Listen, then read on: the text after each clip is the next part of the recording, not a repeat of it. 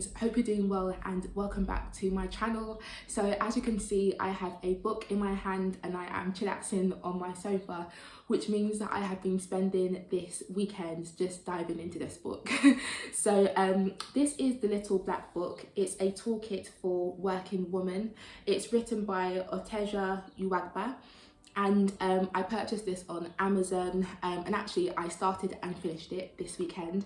As you can see, it's quite thin, so it's not a lot to have to digest, and it's a really short and snappy book giving us advice on how to progress in our careers.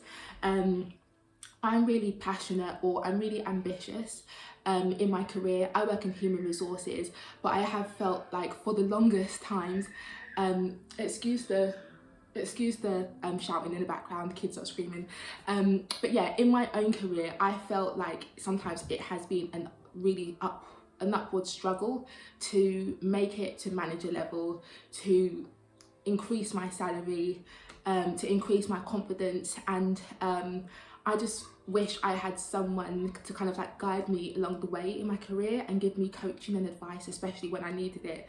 But I feel like this book does that, especially if you are very early on in your career. A lot of the tips in this book, I think they are tips that we probably already know. So if you're quite experienced in your career, you probably won't learn anything new by reading this book.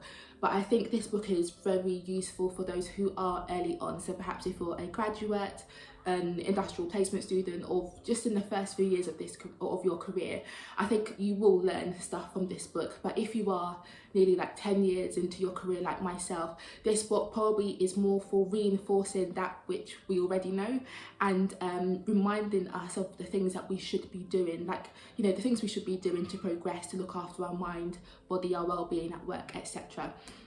So before I dive in, and actually this will be quite a long video because I'm going to be going into a bit of detail, focusing mainly or solely on the points that really stood out and jumped out to me from this book. I won't share every single piece of advice she writes because that means there'll be no point in you buying the book yourself, or I don't want to spoil it for you if you've bought it and you're about to read it. But I did want to focus today on my key takeaways because even though I didn't learn anything new from reading the book, I did feel like, yeah, it helps me focus on the things I should be focusing on in my career. And just giving you a bit of background about the author herself. So Oteja, she is in her early 30s like myself, so I feel like I have a connection with her a little bit, if that makes sense. She grew up in London, she went to Oxford University, and she used to have a successful career in advertising, so in the creative industry. She's now left that and she's now a full-time entrepreneur, speaker, author, writer, etc. But she definitely has the experience to back up what she's saying, so it's quite an authentic, she speaks with integrity, if that makes sense. So that's a bit about the author. Let's dive into the book itself. It's got 12 chapters and I'm going to try and pull out only the very key things that stood out to me, but there's tons of gems that she drops in this book for sure. Let me start with chapter 1. Chapter 1 is about maximising your productivity, and what I plan to do as I'm speaking today is not only will I be sharing the gems she's dropped, but I'll also share, I guess, why those things really stood out to me. So I'll be sharing a bit of my career journey and what works well for me, what doesn't, as I kind of like speak on these points, because I think that's helpful when we tell our stories. So the first point that really stood out to me, and I believe I've got about 12 or 13 points, so this is number 1. She talks about the benefit of starting our day early, so starting our day an hour early, and she says that's a really great, I guess, habit to incorporate because it means you can start on your work without anyone disrupting you. And I totally know what she's talking about because I've always worked in very busy, demanding and quite overwhelming jobs where literally there's not enough time in the day to do the things that I have to do, and I always feel like I'm kind of like chasing my tail or just running around, like just trying to keep afloat, trying to survive kind of thing, because there's just so many things to do on my to-do list. So I remember, I think about a year ago, I did start doing this very tip, so starting my day slightly earlier, and I really loved that. That really worked for me because it meant that I would be starting my day when most people were still offline.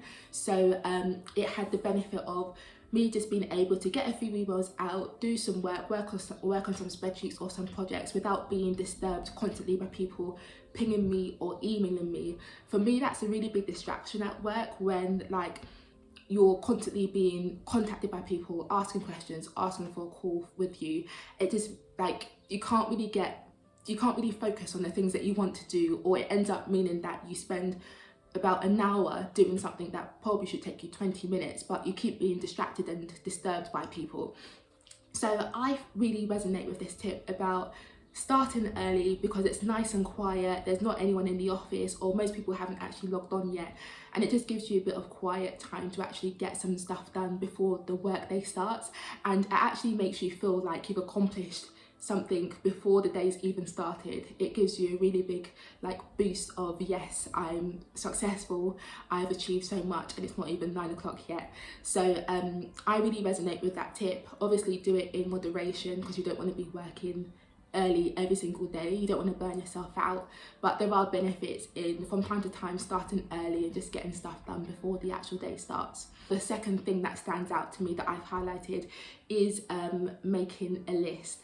Now she talks about at the start of a week making a to-do list of all your key goals for that week, and actually writing this down on paper. Now I never used to do this, I never used to write lists because again I worked in roles where I just felt so busy that I just felt compelled to just get cracking on things as soon as I opened my laptop. I didn't even feel like there was time in my day to plan or to reflect.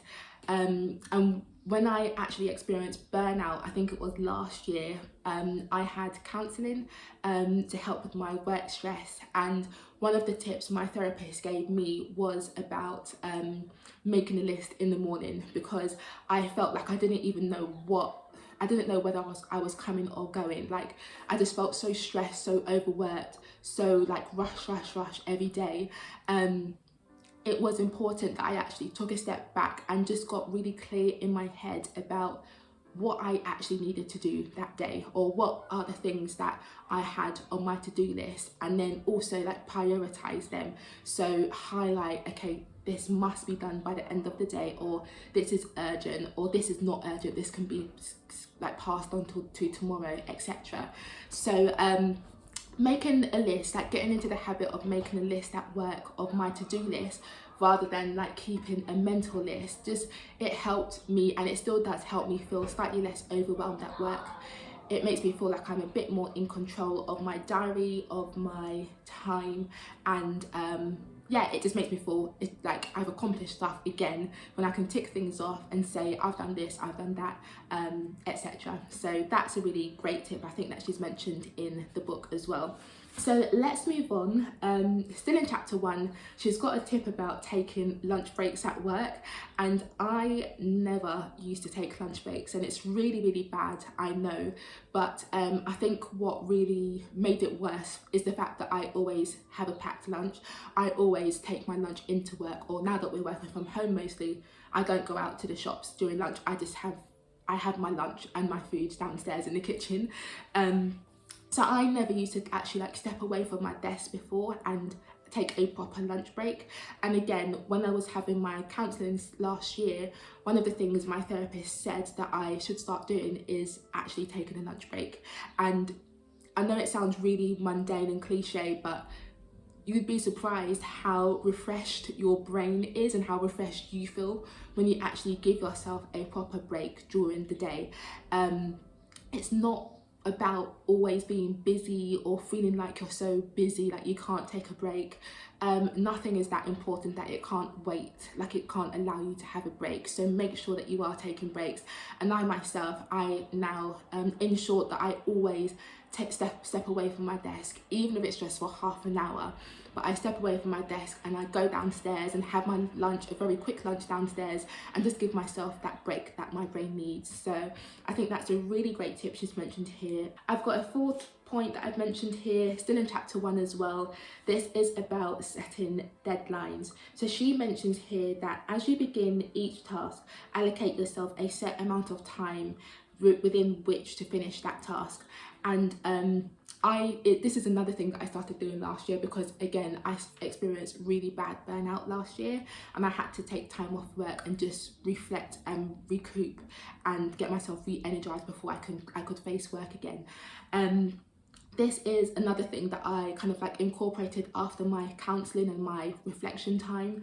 In addition to writing lists, one thing that I did was next to each item on my list, I would write the length of time, the duration of time that I wanted to spend on each item, because what I found was time was escaping me because I was spending, let's say, 15 minutes, 20 minutes writing or drafting an email, when really it should only take me 8 minutes to write and draft that email. Sometimes I have a bit of a perfectionist spirit in me, and I end up like rehashing or rereading things that I could just send or get completed, and it ends up wasting time and reducing my productivity. So it's great she's mentioned this tip here, the fact that if you write roughly how long you expect each task to take you, it's kind of like a warning. So when you see yourself starting to exceed that time limit, you can mentally tell yourself, okay, Rachel, like, wrap things up here, or hit send, or close the spreadsheet, whatever it is, because you just want to make sure that you're leaving yourself enough time to do the other things that you need to do. So this is a great tip that I really resonate with as well, and also it relates to Parkinson's law as well. That's the kind of theory that if you give yourself an hour to do a task, it will fill up that time. You will take an hour to do that task. Whereas if you give yourself 20 minutes to do it, you will somehow be able to complete that thing in 20 minutes. So just be aware of how you're spending your time and how long you're spending on each task at work, because if you're in a busy job like I am, time is really of the essence. So that is a great tip as well. Chapter 5 is about getting paid money. That resonates with all of us, I'm sure. So she talks about knowing your worth and getting paid what you deserve. So the tip that I want to highlight here is what she mentions about negotiating a pay rise. So she talks about there's a 20% rule that she quotes here, and that basically says when you're negotiating a pay rise with your manager, you should ask for 20% more than what you think you deserve. Because a lot of us, we underestimate ourselves and we downplay our achievements and how great we are.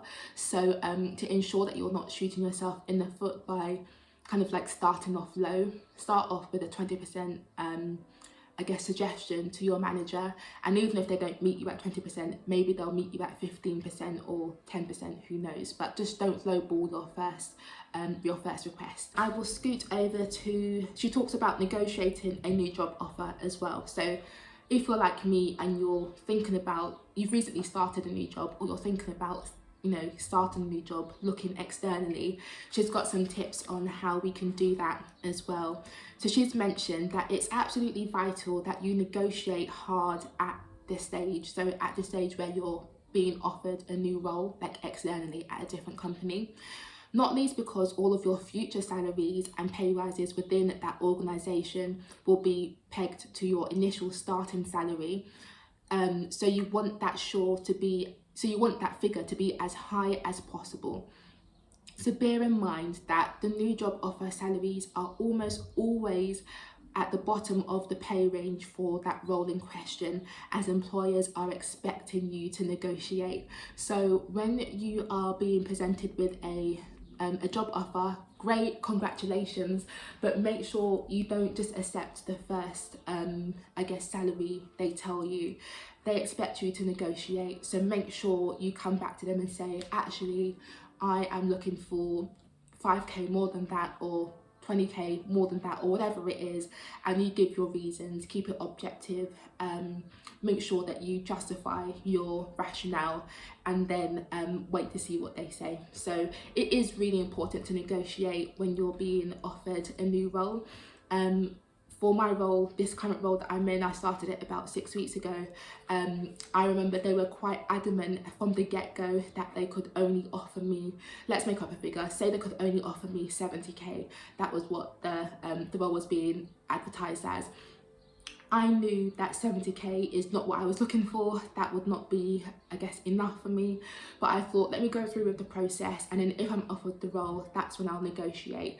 And lo and behold, I was offered the role, and then I eventually told them, like, but I was like, is there any flexibility here in terms of the salary? And they ended up offering me 3k extra than what they initially advertised the role as, because I negotiated. And actually I went back to them twice. I was like, they offered me, I think, 2k more, and I was like, no, not enough. So that said what I wanted, and then they met me at that point. And 70k is just an example. It's not the actual figure that I was being offered for the role. No, it wasn't 70k, but it's just an example of keep going, be confident in yourself. Like, you have experience, you've got great experience, you're great at your job, you know what you're doing, even if the role is a promotion. So make sure that you really negotiate, because as Otetra says, this salary that you end up being on will dictate your future salary. So you've got to make sure that you come correct, and they come correct with what they eventually offer you. She actually mentioned here a tip about if you are a manager, so if you've got managerial responsibilities. She mentions a really good tip here. So she calls it, be friendly, not a friend. I've never managed people in my career before, so this, I was like, okay, let me highlight this, let me write this down, because this is really important. And she talks about when you're managing or when you're new to managing someone, it's important that you remember that being overly familiar or relaxed at the beginning, because you want to be perceived as like a chilled out boss, that can make it incredibly hard to switch back into like boss mode, if you need to kind of like tell your employee that they need to pull their socks up or they're not doing well, etc. So we should be aware of, I guess, yes, we should be friendly, and we should be like human when we are managing someone, but just be aware that there are boundaries and they're not your friend. Your role and your job is to manage them, not to be their friend.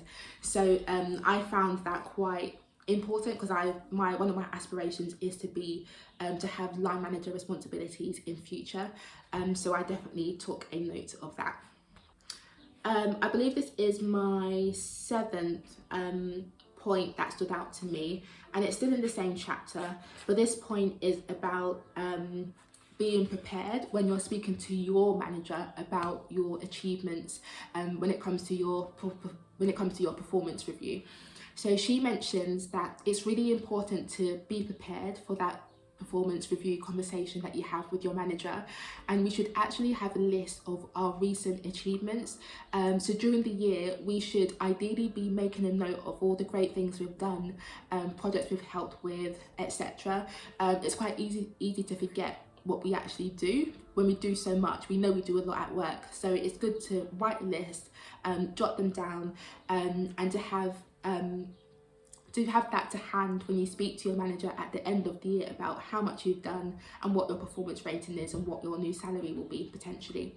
So she says to have a list of that, and to also write a list or come with ideas of things that you would like to get involved with, whether that's how you would like to develop your skills, new responsibilities you'd like to be given, etc. So help your manager help you in terms of growing your career. Have a brainstorm, have a think about that prior to that discussion, and come prepared to discuss that. Chapter 10 is about being assertive, so having confidence at work, and navigating the workplace. So let me see what stood out to me from here. I've got a tip highlighted here that is called embrace it. So she says the very fact that this is about imposter syndrome. I know that I guess suffer from imposter syndrome. I know a lot of us do as women. I think it probably may not ever go away, just being really honest. I feel like it's something that we have to just learn to live with and kind of like deal with, if that makes sense, and just not let it limit us in our careers. So she says that the very fact that we're experiencing imposter syndrome means that we're probably good at what we do. So we have that, I guess, that annoying voice in our head saying, oh, you don't know anything, they're going to catch you out and they're going to see that you don't know what you're doing. You know, that kind of like annoying voice that just makes you question yourself and have insecurities at work. She's talking about that. But if we feel like an imposter, it probably means that we're actually good at what we do because we're self-aware. And yeah, we are concerned about how we're performing. People who are not concerned about how well they're doing at work, they probably don't have imposter syndrome. But those who care, it means that we're probably good at what we do, is what she's saying. So I found that quite enlightening, because like I know that I'm good at what I do, but when you have imposter syndrome, it's something that keeps like coming back to you again and again, and it makes you question yourself. But I do believe it is important that, again, if we, for example, keep a list during the year of all the great things we're doing at work or all the things we've done successfully, the feedback that we've been given from other people, whether verbally or formally in writing, keeping a list of that and then being able to go back to that list whenever we feel a bit like wobbly at work, or when we have to justify our request for a salary increase or a promotion, that can help with imposter syndrome as well. So it is really important that we remind ourselves of how good we are and all the great things people say about us, because imposter syndrome will probably never go away. So let me move on.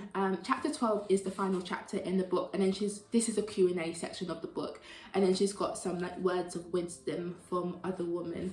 So I think one of the I guess quotes or words of wisdom that stood out to me was a quote from Danielle Pender, who is the editor-in-chief of a magazine. So she says, I'm not going to swear, but she says, care about your work essentially, but don't care about your work too much. It's really important to work hard, yes, to be passionate and to believe in what you're doing, but it's also really important to remember that it doesn't really matter at the end of the day. Nothing really matters as much as you think it does when it comes to work. So it just helps us feel a bit more liberated when we remember that we shouldn't take ourselves and work too seriously.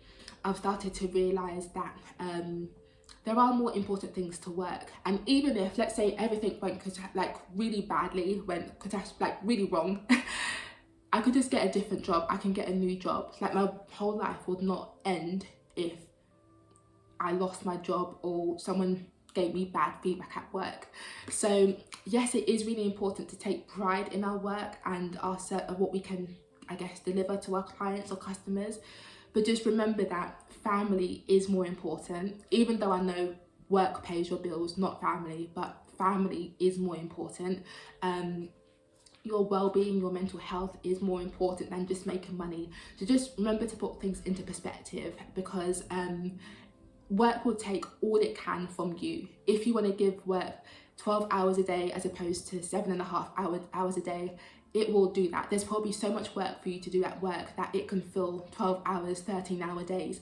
So you have to really put boundaries in place as to how much you're going to do and when you're going to log off, when you're going to, like, how you're going to enjoy your weekends, your evenings, etc. So yeah, I'm learning to put things into perspective now, and I wish I had learnt this earlier, but we live and we learn. And I think it's a really important tip for you to be mindful of as well. And then I think that's probably it. Yeah, so it's a whirlwind, I guess a whirlwind whistle-stop tour of this book. I really just wanted to focus on the points that really resonated and stood out to me.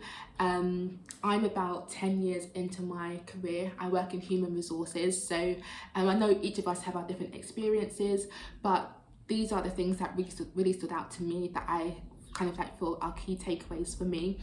Let me know if you have read this book or if you are planning on reading it. Let me know your learnings.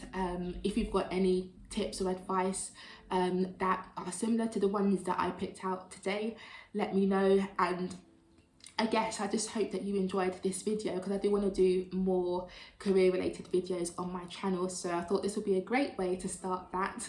And yeah, this has been, I think it's been a really great read, and I guess my only criticisms of this book is that she doesn't share her personal career story, so it's just like we're just being fired with tons of advice, but there's no kind of like context or references back to her personal experiences. So that would have been a great addition to this book if she did that. And then I guess a second critique of this book is that a lot of it is probably things that a lot of us already know, so you may not learn new things, but the points she mentions are a great reminder to us of what we should be doing and focusing on in our careers. So that's what I would say about the book, I think. Yeah, so I'll leave it there. Thank you so much for watching, and take care and have a good rest of your week. Bye.